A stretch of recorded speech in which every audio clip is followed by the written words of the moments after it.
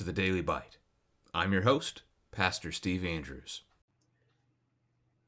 In today's text from 2 Samuel chapter 13, that unrest within David's household, as really began to be prophesied about by Nathan in the previous chapter as a consequence of his sin with Bathsheba and Uriah. That unrest is starting to happen here. It's ultimately not the unrest that is prophesied, which is the act of his son trying to take his kingdom and his wives. That's still coming and will come soon. But in the meantime, this is the beginning of it. This is Absalom turning against his family. And so we begin. Now Absalom, David's son, had a beautiful sister whose name was Tamar. And after a time, Amnon, David's son, loved her. And Amnon was so tormented that he made himself ill because of his sister Tamar, for she was a virgin, and it seemed impossible to Amnon to do anything to her.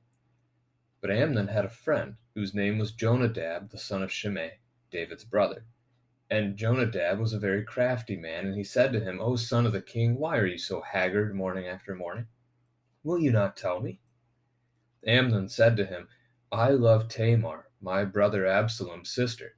Jonadab said to him, "Lie down on your bed and pretend to be ill.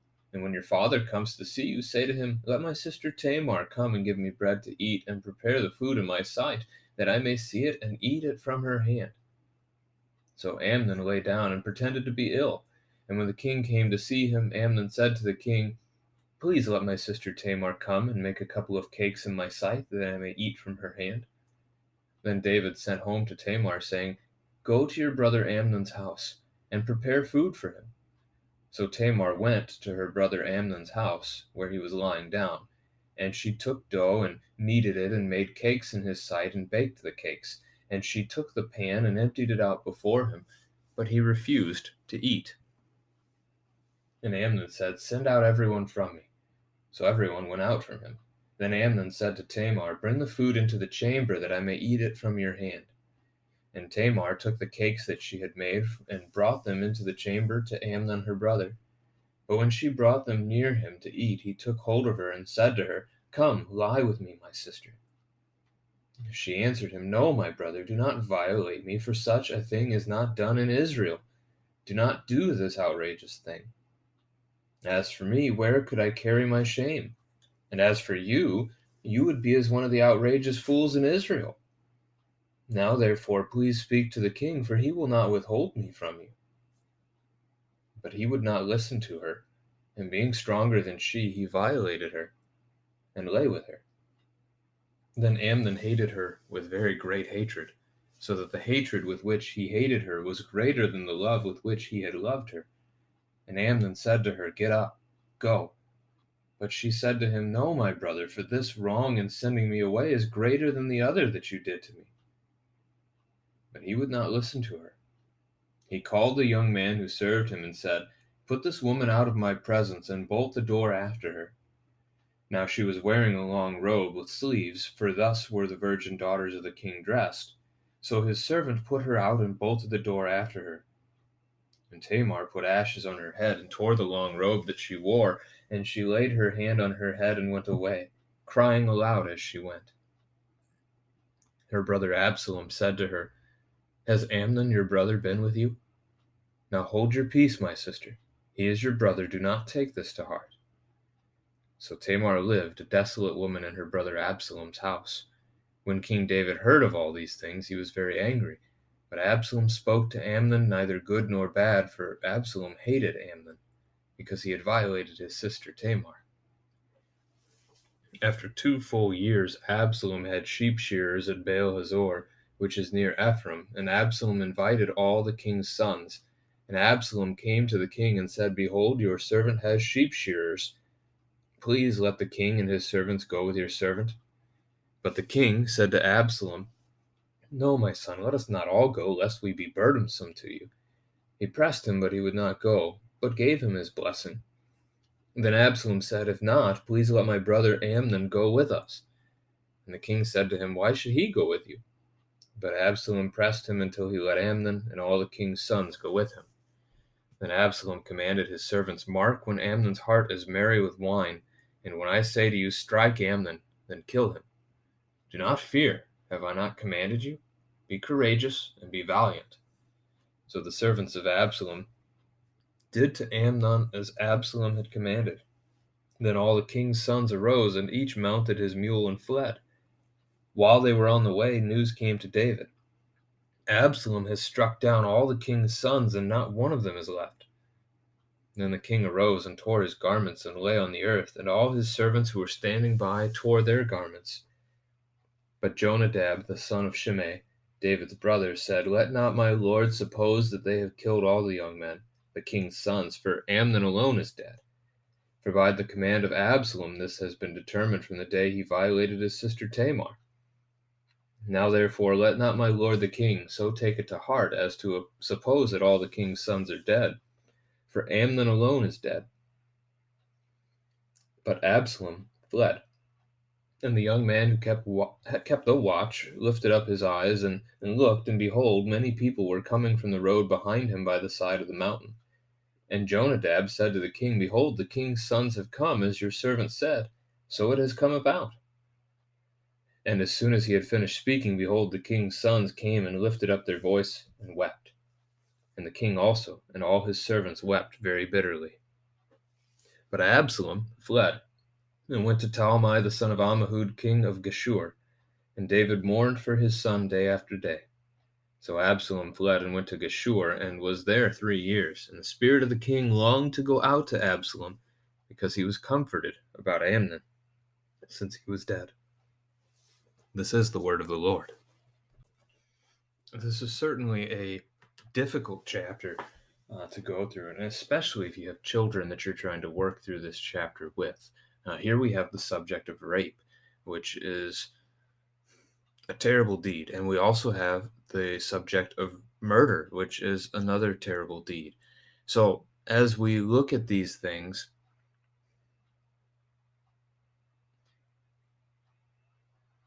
my encouragement to you with children on difficult topics is that you have the willingness to read the scriptures to them anyway, and allow them to ask questions that they feel like asking. For example, my little girls at this point are at an age where if we read something like this, they probably wouldn't ask any questions. And so I would just be reading them God's word. And if I wanted to reflect on a couple of things, there are some things in here I can reflect on with those young children that aren't on those difficult topics. Now, if your children are a little older, they might ask about these things, in which case you share with them what you're comfortable sharing. It could simply be, this is something we call rape, and it's a sin. It's something wrong. You shouldn't do this. It could be that simple. It could be that you go a little deeper and have a deeper conversation about our culture today, in which these things still occur.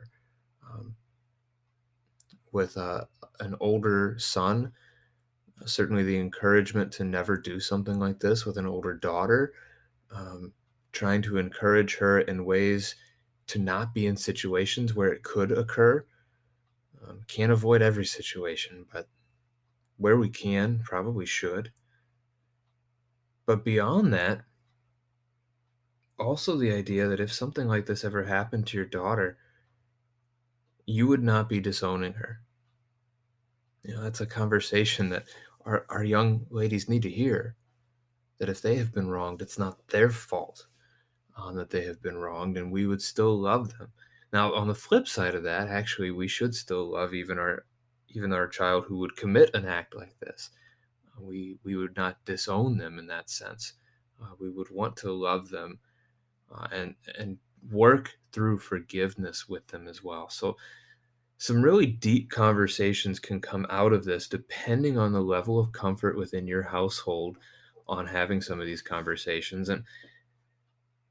And we do need to probably, on any conversation, be willing to go maybe just beyond our comfort level. So if you're comfortable going only so far, maybe stretch it just a little bit more as a means of growth for yourself and for your family. Just some thoughts again on how to handle difficult text. Now let's actually look at this. Um, Amnon has fallen in love. I'm going to put that in air quotes, even though you can't see me, with his sister. We would look at this and say that's not love, it's lust. He's lusting after his beautiful sister. She is a half sister. David has many wives, and they are not from the same mom. She is from the same mother as Absalom is, though, and so they are fully brother sister. We would call Amnon lusting here, a lustful response. And we get the cousin. So this is Jonadab, who knows of Amnon's plight and develops a trap. He seemingly came up with it pretty quickly. A trap to do something evil and dirty. Which really, when you consider the context here, then, is one dirty deed following another. What did the king himself just do? Stealing another man's wife and committing murder to cover it up. So one dirty deed in the house of David after another, and that's not going to end before the chapter's over either. So we come into the second paragraph of this. Amnon's plot has developed. He's almost to the moment of committing this sin with his sister, and she speaks. And her speech is interesting. She points out that this thing is not done in all the land of Israel, which is true. This has been forbidden among Israel to do such a thing. It was forbidden back in Leviticus chapter 18. And that's actually the idea of having sex with your sister. It's also forbidden to do this to a woman. That's Deuteronomy chapter 22, I believe, that you would find laws about such things as that. If the woman is betrothed to be married, then the punishment is death for the man. The woman has done no wrong, according to Deuteronomy 22. If if the woman is not betrothed to be married, then the man is to pay the bride price and take her into his home as his wife and care for her for the rest of his days. He cannot divorce her. He cannot send her away. And we're going to see Tamar responding about that taking away part here in this text as well in just a little bit. So these things have Old Testament precedent before them, without a doubt. Well, let's again look at some of this some more. There's some faithfulness in what she speaks. So in verse 13, she talks about her shame, the idea that she's been defiled, that she's no longer a virgin, which is going to result in her not being able to marry a husband. So she has that concern. But the concern is not just for herself. And this is good. This is right. This is something we struggle with today. In a situation like this, how many of us would think of the offender? How many of us would think of their reputation and the harm that the sin would bring to them? We would most likely just think of ourselves, but here she's concerned about what's going to happen to her brother, what's going to happen to Amnon from this. He would be one of the outrageous fools.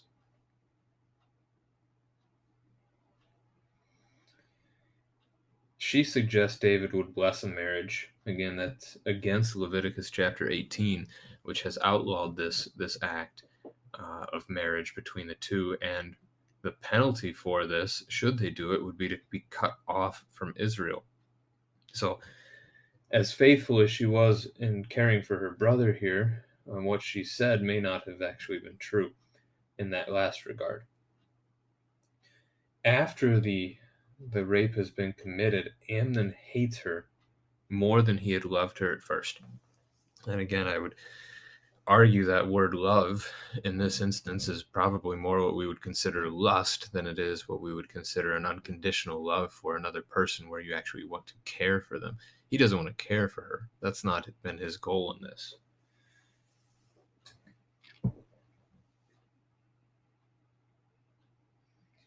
She speaks again because he sends her away.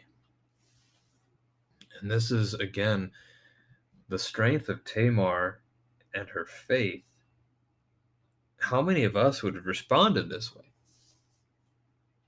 This is a strong and faithful and God-fearing woman in this response. Again, the Deuteronomy 22 law had, if you put that into play here, Amnon must take her as his wife and care for her, and he's now refusing to do that. And so she's saying that this act of sending her away, which is the biblical idea of divorce, we'll come back to that. This act of sending her away is worse than the first. There is a great amount of scripture that you could use to support the idea that the act of sex is actually the act of getting married, the two becoming one flesh. Paul talks that way in 1 Corinthians 6 when he talks about being joined to a prostitute, for example. And so we have it here. When you get divorced, you give your wife a certificate of sending away. That's the way the Bible talks about it. It's not actually a dissolution of the marriage. It doesn't dissolve the marital bond. You just send her away. You put her out of the house, and she now has to care for herself instead of you caring for her, which is what is the great sin of divorce, is that it's a selfish thing. A man divorcing his wife is not giving up of himself. He's not laying down his life for her as Christ laid down his life for her. That's what the husband is commanded to do by Scripture for his bride. That's not even close to what Amnon is doing for his sister here. He could care less. He wants her gone. And so he sends her away.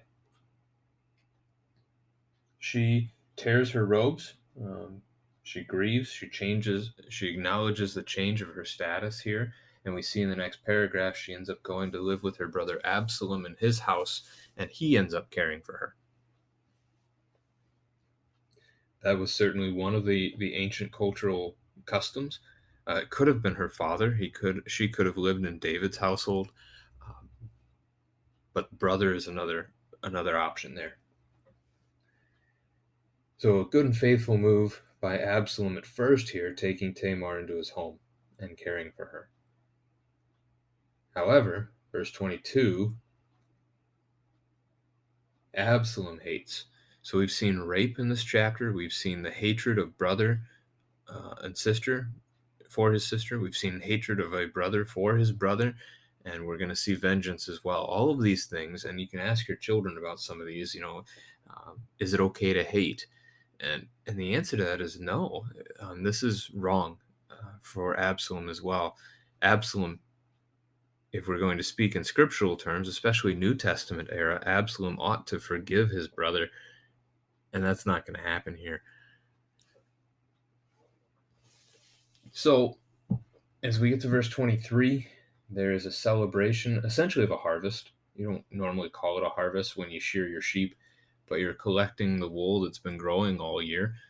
And so that's what we're seeing happen right here. It's a celebration of that. And Absalom wants his brother Amnon to come. And he gets him to come. And then he tricks him into getting drunk, as David did with Uriah. And then as David did with Joab, Absalom commands his servants to commit the dirty deed of murder. The command that Absalom gives to his servants, he tells them to kill Amnon, but then he says, "Do not fear, have I not commanded you?" So, by Absalom's words, his servants should do whatever he tells them to do because he has commanded them to do it. And so they should not worry about committing murder because they have been commanded by their authority to commit murder. This is a good opportunity, again, to talk to our family about the role of honoring our government. We are to honor our governor. That authority comes from the Lord, and we're to do what they ask us to do unless it contradicts a command that God himself has given. So here, God has commanded not to murder, and so these men should have resisted Absalom's command, and they should not have killed Amnon. But they did. After that has occurred, the other brothers all flee, concerned perhaps that they were next. We don't really get told a reason there, but that's certainly a logical one, understandable. In verse 30, the misunderstanding occurs, and David thinks that all of his children have been killed. But then Jonadab, that plotting nephew from back in verse number 3, the one who put Amnon up to this in the first place, he tells the king that it's only Amnon who has died.